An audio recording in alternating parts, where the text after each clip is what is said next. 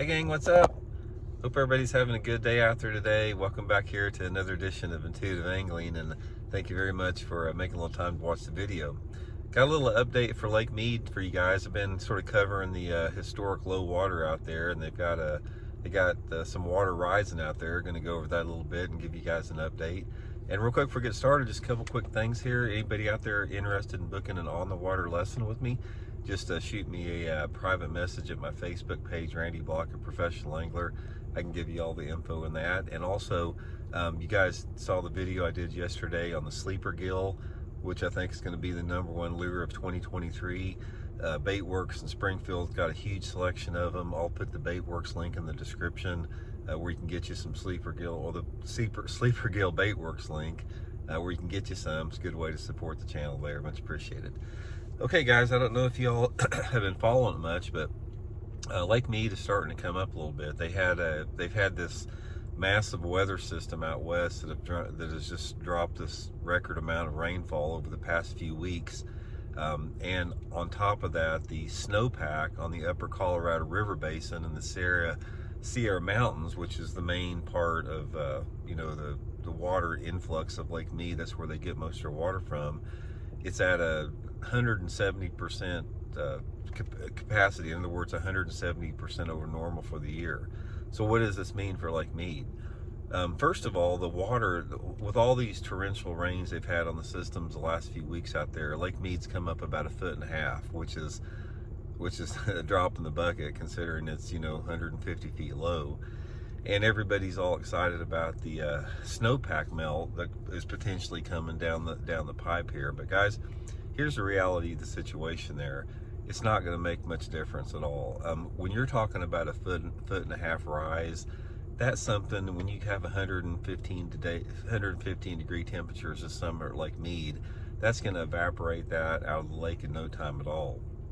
The snowpack situation obviously will probably bring it up a little bit, but it's not going to make any difference. It's not going to offset decades of this historic, that's the biggest drought in history they're having out there. It's not going to offset that very much there.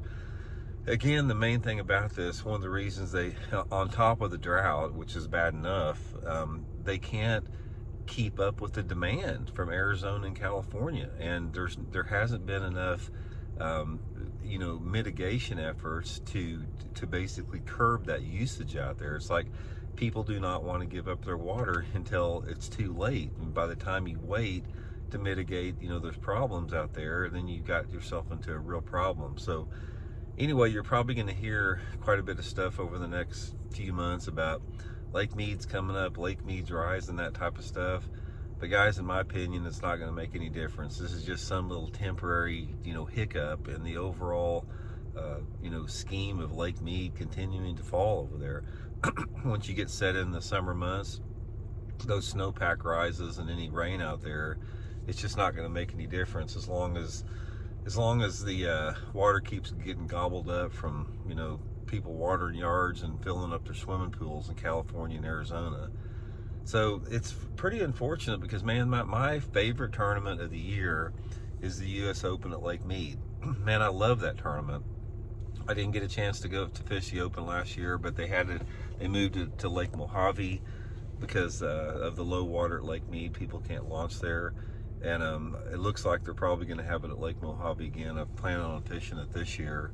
But man, I don't know, I've talked to a few guys that live out there they're kayak fishermen. They've been out on the lake, and they say the lake is just phenomenal right now. It's like the fishing is better than it's ever been because nobody's been on the lake in so long. You can't launch a boat out there. You can't launch a bass boat to get around. So from that standpoint, the lake is, it doesn't take long for nature to heal itself. All the overfishing and everything that occurs, you put a cap on that for a couple years and fishing just gets better in a big hurry right there. So anyway, I talked to this one friend of mine out there that he said he was out there, I guess it was about a month and a half ago, he caught like 35 or 40 decent ones out there, which is a phenomenal day on Lake Mead.